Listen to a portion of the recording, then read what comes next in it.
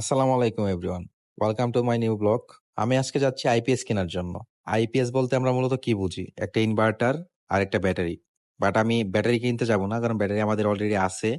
আমি শুধু ইনভার্টারটা কিনতে যাব। সো যেহেতু আইপিএস কিনতে যাচ্ছিলাম, তো চিন্তা করলাম একটু ঘোরাঘুরিও হয়ে যাক।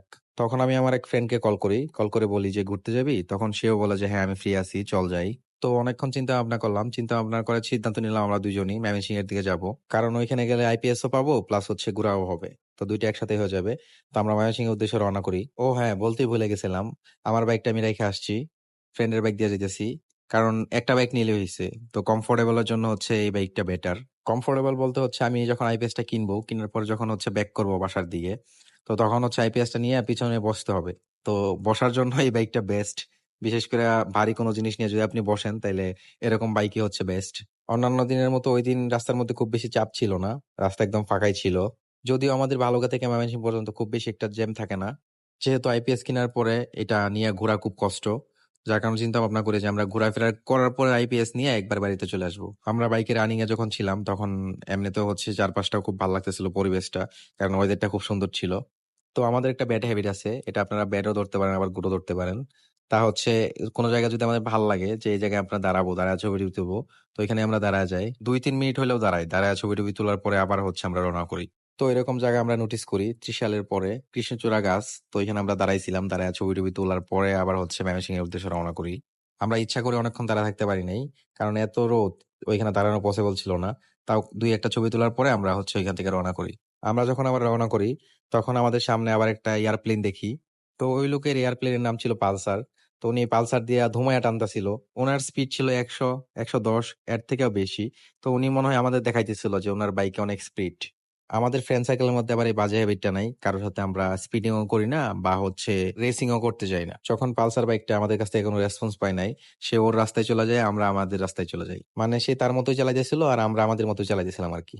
আমরা আবার ময়মনসিংহ যাইতেছিলাম হচ্ছে শুক্রবারে। এটা আমার মাথায় ছিল না যে শুক্রবারে হচ্ছে ময়মনসিংহ সব দোকান অফ থাকে। তো পরে চিন্তা করলাম যেহেতু হচ্ছে বের হয়ে গেছি, তো কি করব, ঘুরে আসি। দেন হচ্ছে আমরা রাইড চেঞ্জ করি। আমার ফ্রেন্ড পিছনে বসে, আমি হচ্ছে চালাই। আমি সবসময় এই জন্যই বলি যে ২ টা রাইডার থাকা বাইকের মধ্যে সবথেকে বেস্ট। কারণ একজনের হচ্ছে খুব কষ্ট লাগলে, পেইন লাগলে, প্যারা লাগলে আরেকজন চালাইতে পারে। আমি কেন বলছি রাস্তা খুব ফাঁকা? কারণ বাসের খুব চাপ ছিল না। যখন হচ্ছে বাসের খুব চাপ থাকে তখন রাস্তাটা একদম বিজি হয়ে যায়। তো স্যাড লাইফ হচ্ছে ময়মনসিংহ যখন যাই তখন ওইখানে যাইয়া হচ্ছে ঘোরাঘুরি করার পরে আমার বাসায় চলে আসতে হয়। কারণ ওইখানে হচ্ছে সব দোকানপাটি বন্ধ ছিল।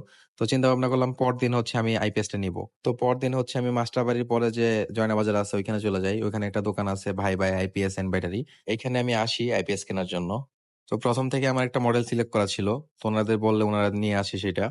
উনাদের কাছে সব ধরনের আইপিএস আছে। লুমিনাস থেকে শুরু কইরা ব্যাটারি তো আছেই। তারপরে রহিম আফরোজ সব টাইপেরই হচ্ছে ওদের কাছে আইপিএস পাওয়া যায়।